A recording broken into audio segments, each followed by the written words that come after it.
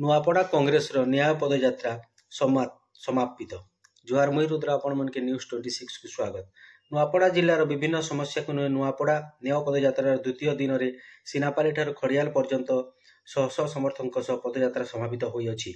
नुआपड़ा जिलार समस्त दाबी को समर्थन जणाई आज पश्चिम ओडिशार अनेक कांग्रेस विधायक प्रार्थी सोनपुर विधायक प्रार्थी प्रियव्रत साहू, रेंगाली विधायक प्रार्थी दिलीप दुरिया, अताबिरा विधायक प्रार्थी अभिषेक सेठ, टिटलागढ़ विधायक प्रार्थी वीरेंद्र बाग, पूर्वतन युव कांग्रेस सभापति साउल मंगराज एवं प्रवीण पट्टनायक यह पदयात्रा सामिल हेले। यही नुआपड़ा न्याय पदयात्रा को सफल करथिबा कांग्रेस संग्रामी साथी माने बोडेन, सीनापाली और